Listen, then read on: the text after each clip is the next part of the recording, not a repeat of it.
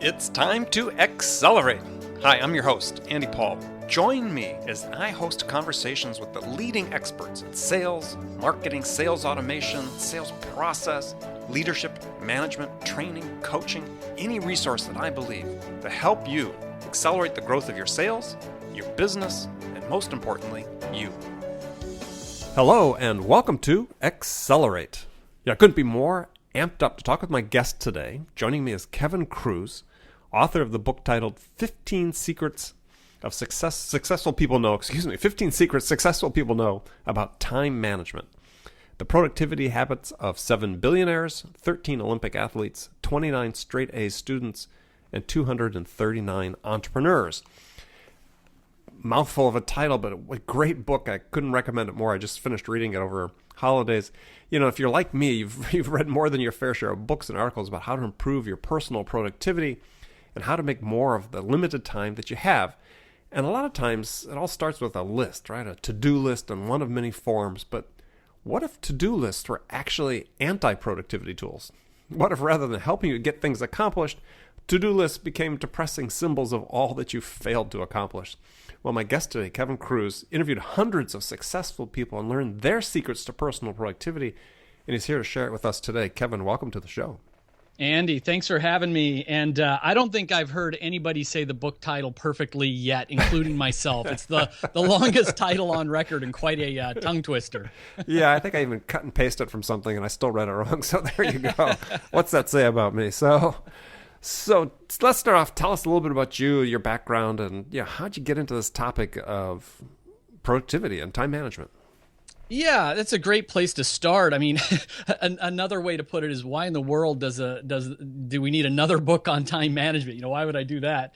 And I say I'm a reformed serial entrepreneur, and I right out of college started my first business and failed miserably after a year, and did another one, and that took me longer to fail, but it failed nonetheless. And even the third business is the one, I grew it over a 5-year period of time to about a couple million in revenue. And I sold that business, at age 30, which was great. But I was young and dumb, and I was doing it the hard way. I mean, I was practically killing myself. Everything, I was working 100 hours a week, totally focused on the business. I was frazzled. I was frustrated. I was, just not at my best, not spending time with people who are important in my life. I mean, just doing it the wrong way. And, I've always sort of been fascinated by time. I've known that all we really have is time. Without time, we have nothing else. So it's been important to me. And, luckily I had some good mentors then, and I was able to start and grow a couple other businesses that were exponentially larger than that first one that succeeded, but it was taking less time. I got to the point with my last company where I grew it to $12 million in annual revenue in just about 5 years, and I was working less than 40 hours a week in it. And so I firsthand what type saw of business the was difference. What's that? What type of business was it?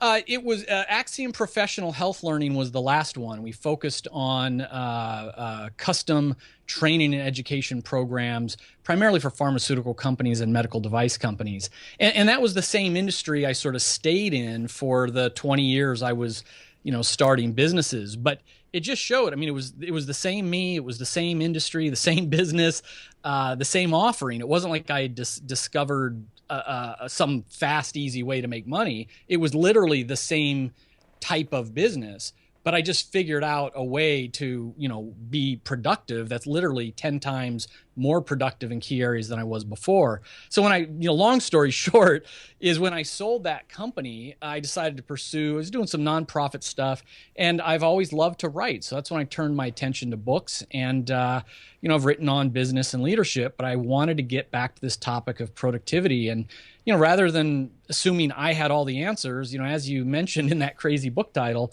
I wanted to go out and get the advice of a lot of productive, people out there in business and other areas, so I could kind of, jot down the definitive guide to, how are these ultra productive people doing it all without feeling so overworked and overwhelmed all the time. And let's start with sort of a key key point is, what was, if you had to summarize it, what was the one single biggest takeaway you got from that research before we break down into the specific techniques they use? But what was that one sort of aha moment, that epiphany, if there was one? Well, that's a good question, because it's true. There's 15 different commonalities that I identified that became the book, and not everybody that I interviewed had all 15. But the one epiphany, the one thing that came like screaming through loud and clear, was that these ultra productive people, highly successful people, they think about time differently. I mean, they truly feel in their bones that our minutes are our most important asset. And, I know we all say we know that. Yeah, time's the most important thing. But so often, we don't leave our money out in a pile for people to come by and just grab a handful. And yet, how many times do we let people come in when they knock on the door and say, hey, got a minute? Or, shove an email into our inbox that we did not schedule for today, and now their priority has become our priority, or their crisis has become our problem. And I think that, I say the number 1440 can change your life, because there's 1,440 minutes in a day. And all of these people I interviewed, I mean, that came through. They talked about minutes, not 160 hours, not maximizing their days. They were quite literally, Shannon Miller was an Olympic gymnast. She said, I schedule my day down to the minute. Marissa Mayer of Yahoo, she schedules 40, 50 meetings a day, but sometimes they're only 5 minutes long. These people by default, they change their Google Calendar, their Outlook calendar.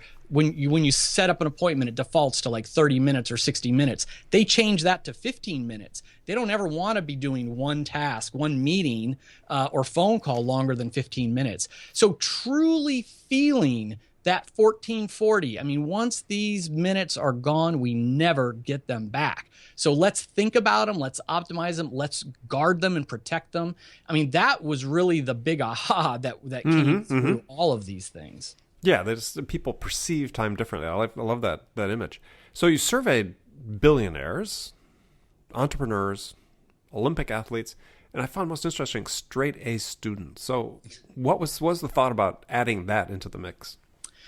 Well, again, I wanted to get a mix of high performers, and I thought, okay, well, what about? It's got to be challenging to be a straight A student in high school, but also a lot of the ones I interviewed were from Ivy League colleges, and there were others on the list that I kind of ran out of time. I mean, I started contacting astronauts and people like that. Anyone that was in a very high demand profession, that would reveal clues about what they were doing to maximize focus and productivity. And with the students, I mean, what really jumped out from that group that the other groups didn't touch on was the lure of social media. And we all face it now, depending on your age, I mean, if you're young, maybe, the danger is the distraction of Snapchat. For us, it might be LinkedIn or Facebook. But they really narrowed in on to really maximize productivity, to go into the zone, you've got to disconnect from social media. And there's actually apps you can get that will block your access to social media websites, or even cut your internet access for 30 minutes or 60 minutes.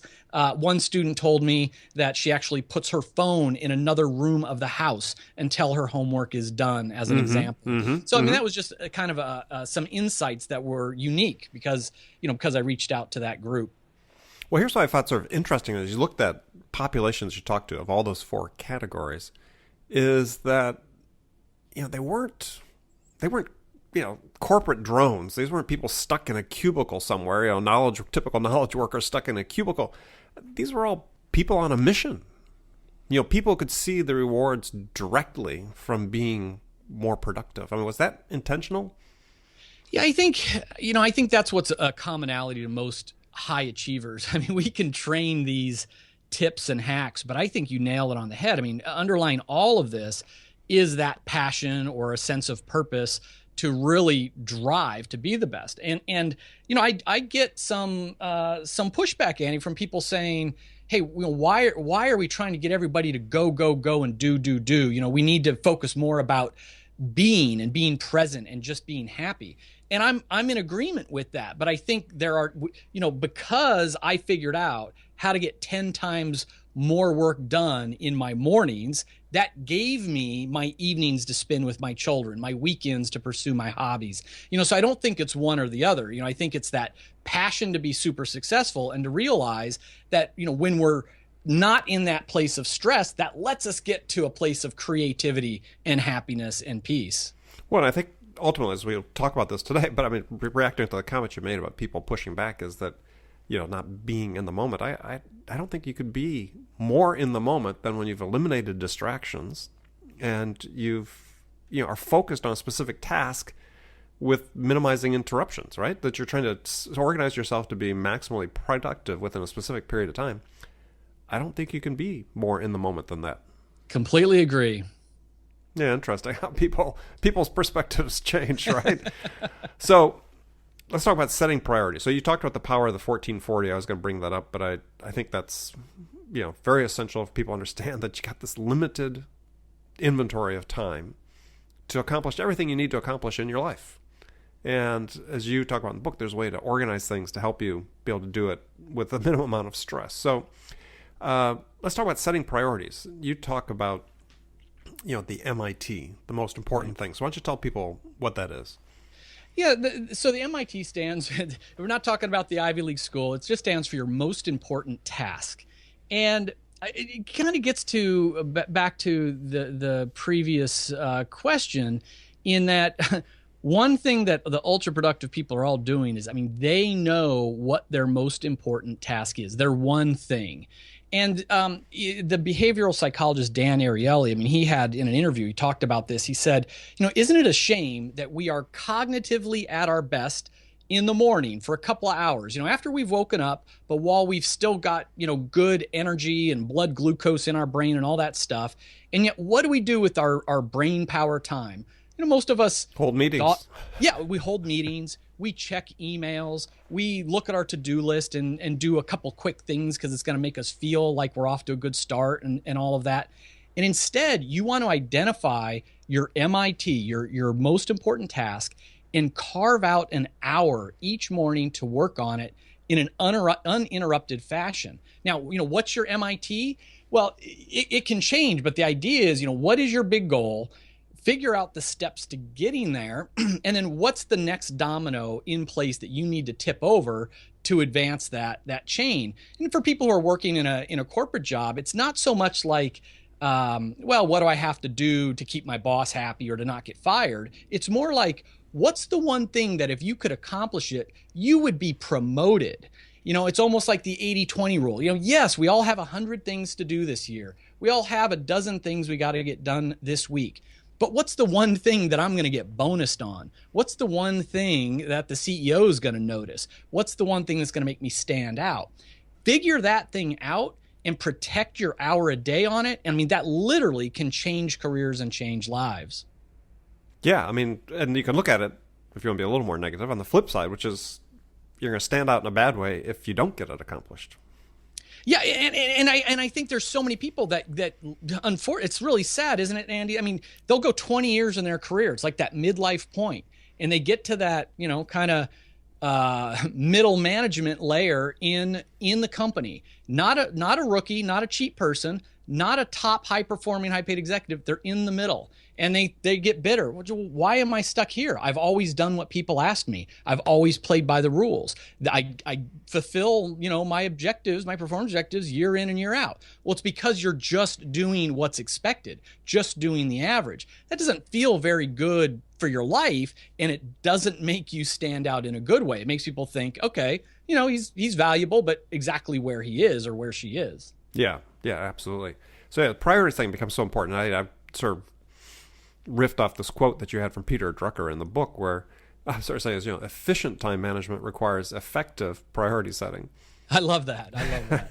So next, and perhaps the most important piece of advice provided in the book is stop making to-do lists. And this is, I'm guilty of this personally, as we talked about before we started the interview.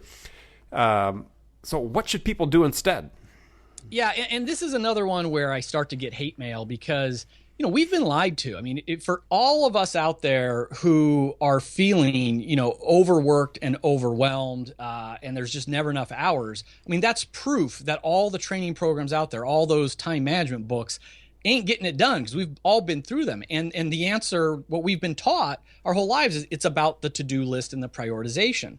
And when I first saw this clue was some research that was done last year that showed that 41% of all to-do list items are never done at all. We do the quick thing instead of the important thing, the urgent thing instead of the important thing. Mm-hmm. A to-do list is the graveyard of important but not urgent things. And so what do we do instead? And when I asked all these people, and I would always start with open-ended questions, and then I'd try to narrow down where I could.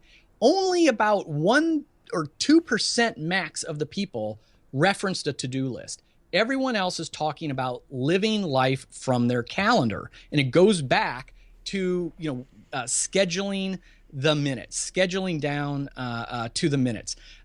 Chris Ducker is a fairly well-known, entrepreneur. He told me, put everything on my schedule, 30 minutes for social media on the calendar, 45 minutes to check my email on the calendar, quiet time on my calendar. CEO of LinkedIn, time blocks 1 hour in the afternoon just to think strategically. Doesn't just leave it open as a whole, schedules it.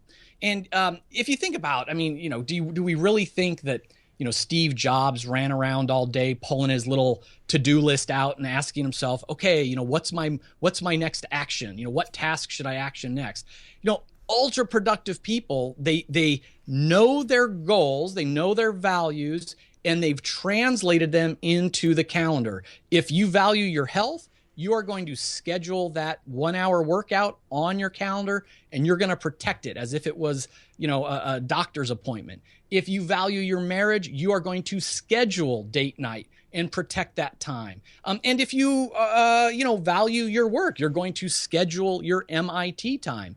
Everything goes from a to-do list onto a calendar. Now, a calendar doesn't mean you're going to get every single item done every single day. Life does happen. I'm a single dad with 3 kids. I'll have my minute to minute day all mapped out. And then all of a sudden, I get the it gets the exploded, call from, right?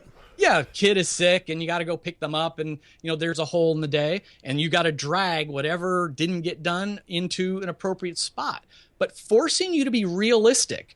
Next time Andy says, hey, Kevin, let's grab a cup of coffee, I want to pick your brain. Instead of a quick yes, or, let's do it, and it blows a hole on my to-do list, I say, sure, let's look at the calendar. And we, might be 5 weeks from now before it happens, might be 5 months from now, but it will go into the right place. And that increases the chance that we'll really do it without blowing a hole into our other priorities. Well, and you brought up an interesting point before. You talked about treating these things like doctor's appointments. And you talk about this in the book, and I think it's important to sort of follow up, is with a doctor's appointment, you don't cancel it, you reschedule it. That's right. That's great. So when you think about those important things, you don't cancel something, it's you just reschedule it. That's right. I'm going to steal that from you, Andy. I hadn't thought about that now. I love it. That's fine. That's why we're here on the show. We're here to serve. This is what we're all about, giving. So we're going to take a quick break. We're going to come back, talk more about Kevin's book with Kevin Kruse. We'll be right back. Hi, this is Andy. Connect and Sell is used by sales reps at nearly 1,000 companies, including hundreds of technology startups and several Fortune 500 companies, to overcome the challenges of getting prospects on the phone. Companies using Connect and Sell grow their revenues faster by enabling their sales reps to have more sales conversations in 90 minutes than they could otherwise achieve in an entire week. Connect and Sell can be deployed directly to your sales reps, or you can take advantage of their outbound on-demand service, which delivers qualified prospect meetings scheduled directly on your sales reps' calendars. Visit connectandsell.com to learn more about how Connect and Sell can start filling your pipeline today. Hi, we're back with Kevin Kruse talking about the 15 secrets successful people know about time management, his great new book, which I recommend that everybody pick up a copy and read. So we just talked about setting priorities and getting rid of to-do lists and putting things on your calendar. So I thought another thing that was a vital piece of the book and great advice, and actually something coincidentally that I started doing about a month ago, I don't know why, but I started doing it, is you call it Richard Branson's secret productivity tool. So why don't you tell people what that is? Yeah, that's right. You know, in an interview, you know, Richard Branson was asked of all the things he has and carries around with him, you know, what's his most prized possession? And it turns out it's a little paper notebook. And this was another consistent theme. I mean, you know, Aristotle Onassis was the shipping billionaire, and he used to talk about it a lot. He says, my $1 million lesson is, you know, buy a notebook and write everything down in it. And the whole idea is, you know, is to, first of all, just get the stuff in our head out and down onto paper so that we're not stressing about trying to remember things. And we're more productive because we're not going to forget things. It's going to be written down.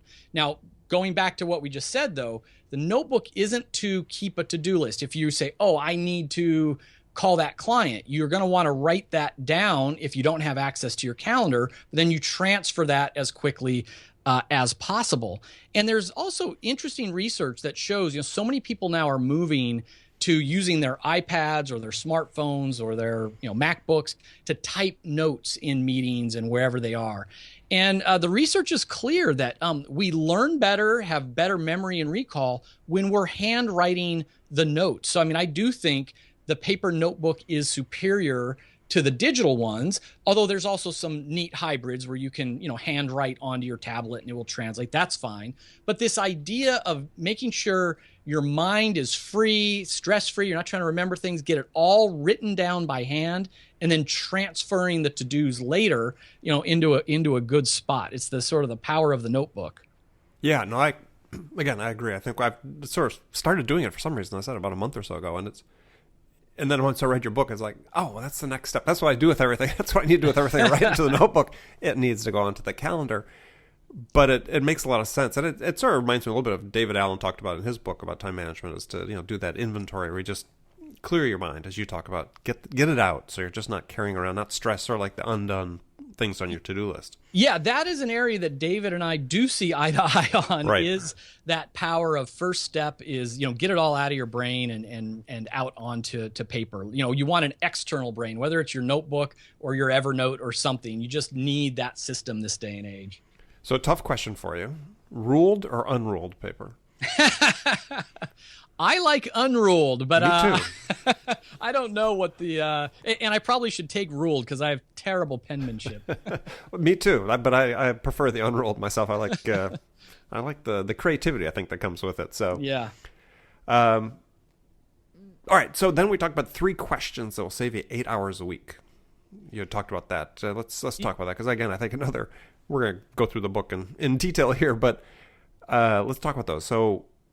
Yeah, this was crazy, Andy. I mean, this was so, you know, if this wasn't written up in Harvard Business Review, I wouldn't have believed it myself.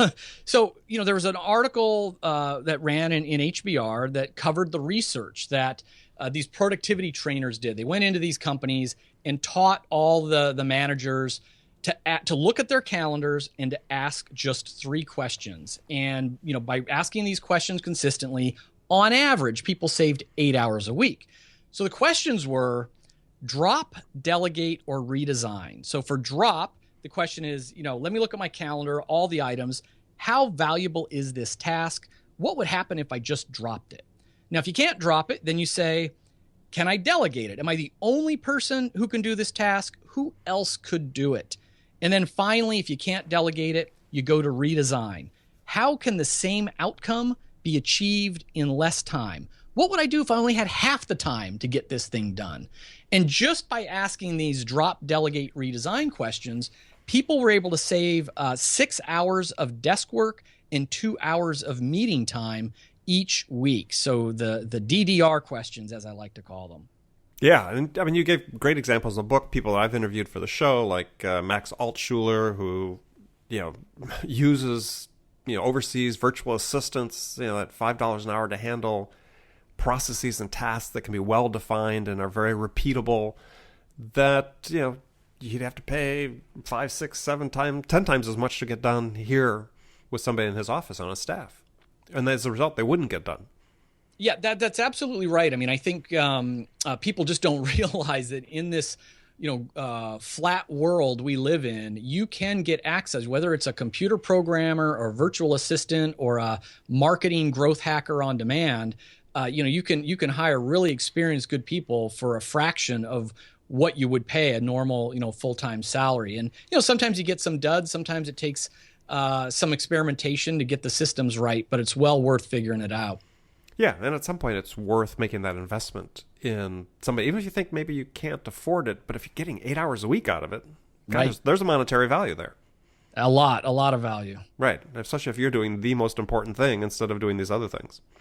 Yeah. So let's talk briefly about your 3210 method for managing email. I like that one too.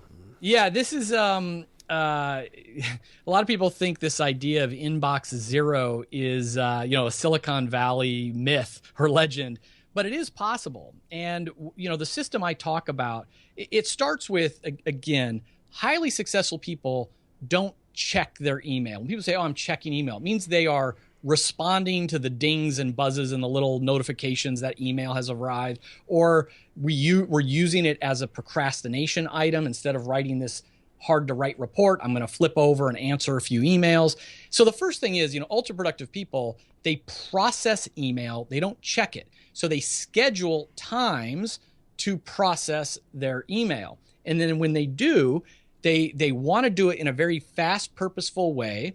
And the system that I call 3210 that works for me is I schedule 3 times a day to process email. Generally it's morning, just afternoon, and then early evening or late afternoon. Then the 2-1 stands for 21 minutes. It's similar to the Pomodoro technique, where I will literally set a timer for 21 minutes, and I try to burn through as many emails in that inbox as I can in 21 minutes. And when that time's up, I'm on to my next task. I'm not going to just stay in email.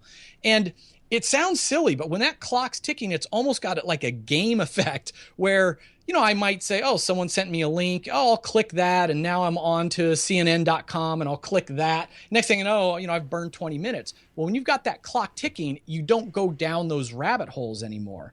And then to get to inbox zero, with every email that you open, you're simply going to ask, can I just delete this thing? Can I delegate it, which means forward it?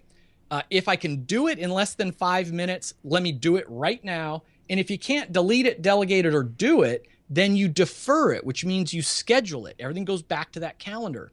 So the key to inbox zero is, there's an email. It's going to take me 20 minutes to answer this person's question or for me to do some research.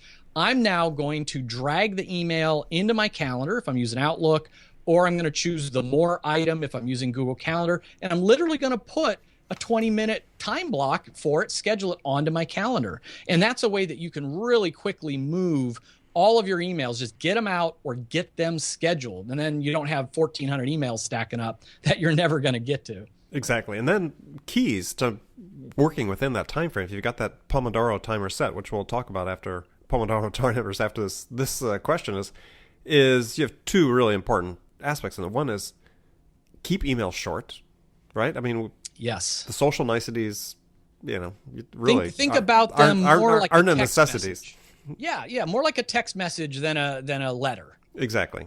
And use the subject line to say what it's about so people can have some foreknowledge.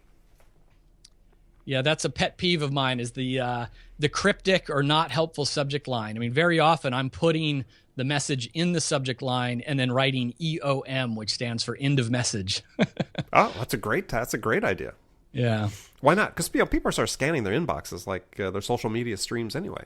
That's right. Exactly right. Just like a social media stream. So if you've got the message in the subject line, that's even better. Perfect. Especially for inter-office email or with colleagues and so on. I mean, it might be a little bit different with a customer or something, but... Yes, right. You don't want to sound curt to a customer, someone that doesn't know you. But for your own team members, your own colleagues who, understand you're saving them time as well as your own, it works. Yeah. Or avoid that altogether and use something like Slack or some other collaborative tool. Right. Yeah, email should probably be banned for internal communication in most organizations. Yeah, because then you really are communicating like you are texting. So if you're using a collaborative app like that. All right, last question before we get into the last segment of the show is, you made reference to a Pomodoro timer. I've since reading your book, I've got one on my phone and one on my laptop. Why don't you tell people what it is? Yeah, the Pomodoro technique is probably the most popular, well-known system for working in bursts. The idea of just turning it on and working through the day. We're much more effective, we're much more productive if we cycle. Now, Pomodoro generally is 25 minutes of focused work time, followed by a 5-minute break where you don't do other work, but you get up, you walk around, drink some water, take some breaths. For myself and a lot of people, that's a little bit too short of a cycle. I seem to work best, and there's some good research to suggest that a 50-minute work sprint is a good amount, followed by a 10 or 15-minute break. And other people will recommend 90 minutes. But regardless of the actual time, to actually get a timer, you can download a Pomodoro timer from an app store. For free. Yeah, for free. And I call it the Google clock because Google executives use this. It's officially called the Time Timer. You can find them on Amazon for, I don't know, $10. And it's a designed for teachers in a classroom where you spin this big red dial anywhere from 1 minute to 60 minutes, and visually and silently the red circle dials down, so you can really see how much time you have left in your work sprint. And I like it that I can keep my phone out of sight and out of the way. I don't get tempted by that as well. But people have come back and said again, like, this is a life changer. Just getting into a focused work sprint, knowing that, okay, if I want to check Facebook or I want to go talk to somebody, I'm going to be able to get to it in 20 more minutes or 15 more minutes, stay head down and productive. I mean, it really can change the way you work throughout the day. Yeah, no, I've just started to use it, and already I'm excited about it. So good stuff. So let's go into the last segment of the show. I've got some rapid fire questions for you. Actually, I lead off with a hypothetical scenario that I ask each of my guests, which is, imagine that you're a new sales leader hired into a company whose sales have stalled out. So what 2 things would you do in the first week that could have the biggest impact? I've been in some similar situations. I mean, the thing I first do, Andy, is I look at the high-performing sales people. There's often an 80-20 rule going on, and I try to find out, just what are they doing differently that the others are not, and can we replicate that?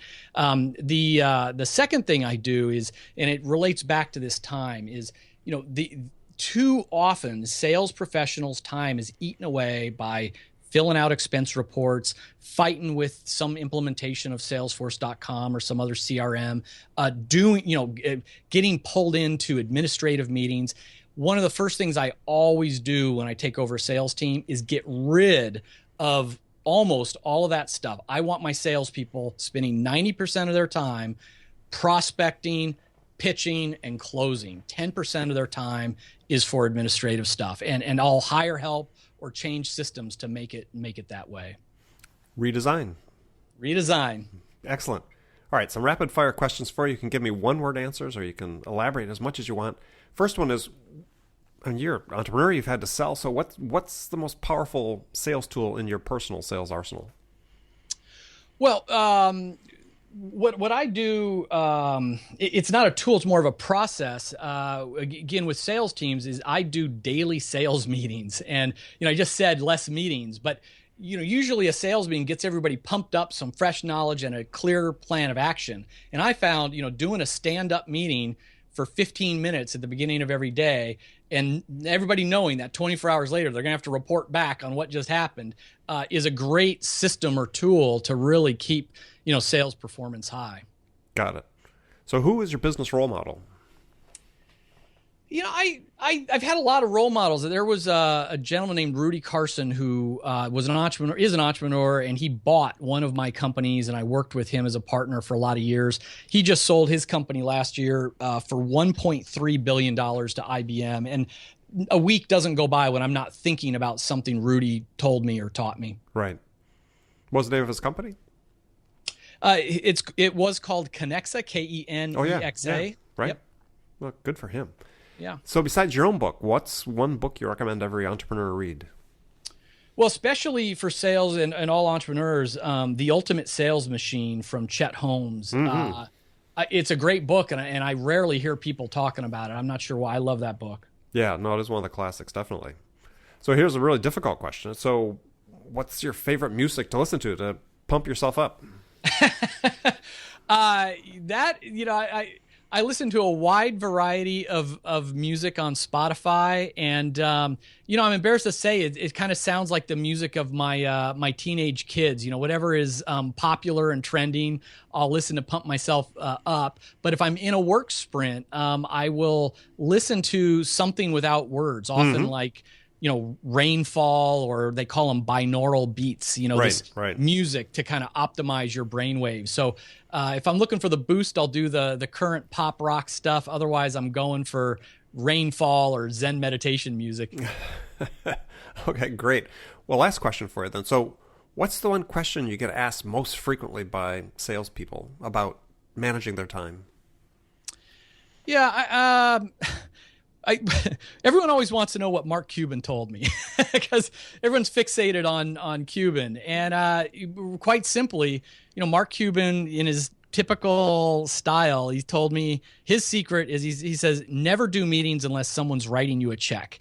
And it sounds simple, but he highlights what a lot of the billionaires actually referenced, which is that meetings are evil. I mean, they're generally very inefficient of a lot of people's time. So, there's a right way and a wrong way to do meetings. You shouldn't avoid them all. But, people are always asking me what Mark Cuban told me about time management. And that's what he said. Good lesson, especially with customers. If they're not writing you a check. That's right. Right. While you're having that meeting, you could do it over the phone. That's right. All right. Well, good. Well, Kevin, thanks for joining me. How can people learn more about you? Yeah, and you can find me on all the social media networks, but the easiest thing is just go to 15timesecrets.com. That's the numbers 15timesecrets.com. And you can get information about the book. If you want to pay shipping, I'll send you a free copy of the book. It's available on Amazon, and you can get in touch with me directly. I love to hear from people. Excellent. Well, thanks for joining us. And remember, friends, make it a part of your day, every day, to deliberately learn something new to help you accelerate your success. And subscribing to this podcast can be a great way to do that, because then you won't miss any of our conversations with leading business experts like our guest today, Kevin Kruse, who share their expertise about how to accelerate the growth of your business. So thanks for joining us. And until next time, this is Andy Paul. Good selling, everyone. Thanks for listening to the show. If you like what you heard and want to make sure you don't miss any upcoming episodes, please subscribe to this podcast on iTunes or Stitcher.com. For more information about today's guest, visit my website at andypaul.com. Hi, this is Andy. I have a special offer for loyal listeners of Accelerate. It's a no-obligation free trial of my zero-time selling interactive online training. Now, I've worked with thousands of sales reps to teach them how to use my zero-time selling to boost their productivity and transform the results. And so if you want to learn the same proven strategies to help you open more doors, have more effective sales conversations with prospects, and close more orders, then my zero-time selling interactive training system is a fit for you. It's incredibly simple to start. Just take out your smartphone and text the word TRUST, that's T-R-U-S-T, to 96,000. Now, do you have your phone ready? Send a text to 96000. That's a 9 and a 6 followed by 3 zeros. Now enter the single word message TRUST and hit send, and you hear right back from me with instructions on how to sign up for your free trial on my zero-time selling interactive training. I look forward to seeing you there.